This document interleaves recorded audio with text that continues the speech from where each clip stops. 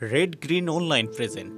পুলিশের প্রতি নির্দেশনা, পুলিশের যে রাইফেল ইউজ করবে, অথচ সন্ত্রাসী যারা তারা যে ভারী অস্ত্র ইউজ করতেছে, এতে করে কি মনে হচ্ছে এটা এরা কোনো সন্ত্রাসীরা কোনো ভারী অস্ত্র ইউজ করে না, এটা পিস্তল ইউজ করে।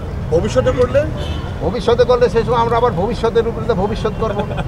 আপনার যখন ছেলে আসবে সেই জন্য দেখুন আগে কি আপনি ড্রোন নিরাপত্তার জন্য মাননীয় উপদেষ্টা মহোদয়, আমাদের প্রশ্নটা হলো যে পুলিশের যে জীবনের ঝুঁকি নিয়ে কাজ করছে আপনার বক্তব্য অনুযায়ী, এবং আমরাও তাই দেখলাম, কিন্তু এই যে তাদের জীবন রক্ষা নিয়ে তারা এই হালকা অস্ত্র নিয়ে যে কাজ করছে, হালকা অস্ত্র নিয়ে না, যে পরিমাণ প্রয়োজন অস্ত্র দরকার ওই পরিমাণ প্রয়োজন নিয়ে কাজ করছে। অপরাধীকে অনেক বেশি সুযোগ নিচ্ছে,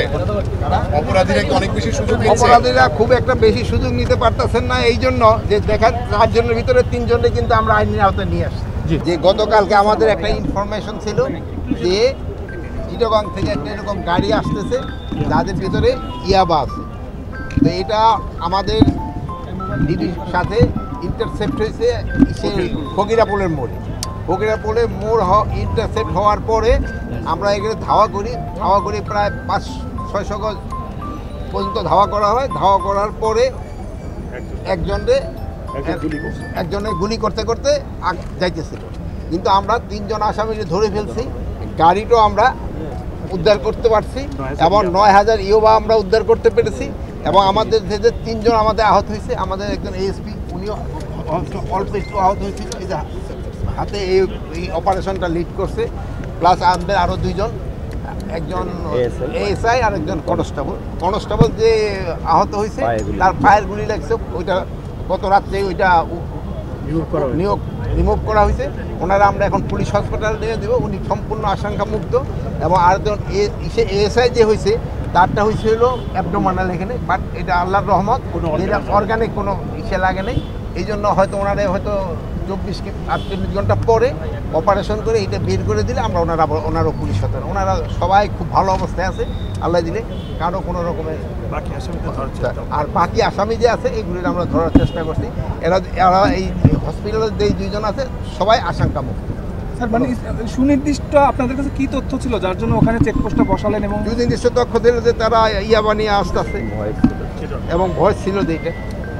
স্যার, একজন মাদক কারবারি স্যার গুলি করলো, স্যার এই মাদক কারবারি গুলি করে পুলিশের উপর একটা চেকপোস্টে হামলা করলো চ্যালেঞ্জ করার পরেও, এই বিষয়টাকে আপনি কিভাবে দেখছেন স্যার? এই বিষয়টাকে যে আমাদের পুলিশ খুব সাহসিকতার সাথে কাজ করছে এবং 3 জনকে তারা ধরছে, মাদক উদ্ধার হয়েছে এবং গাড়ি উদ্ধার হয়েছে।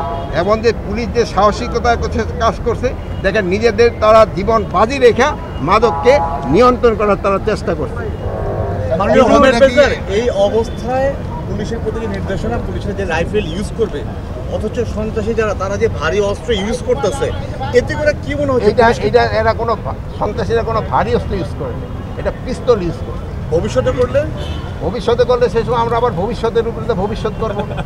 আপনার যখন ছেলে আসবে সেই জন্য দেখুন আগে কি আপনি ড্রোন নিরাপত্তার জন্য মাননীয় উপদেষ্টা মহোদয়, আমাদের প্রশ্নটা হলো যে পুলিশের যে জীবনের ঝুঁকি নিয়ে কাজ করছে আপনার বক্তব্য অনুযায়ী, এবং আমরাও তাই দেখলাম, কিন্তু এই যে তাদের জীবন রক্ষা নিয়ে তারা এই হালকা অস্ত্র নিয়ে যে কাজ করছে, হালকা অস্ত্র নিয়ে না, যে পরিমাণ প্রয়োজন অস্ত্র দরকার ওই পরিমাণ প্রয়োজন নিয়ে কাজ করছে। অপরাধীকে অনেক বেশি সুযোগ নিচ্ছে,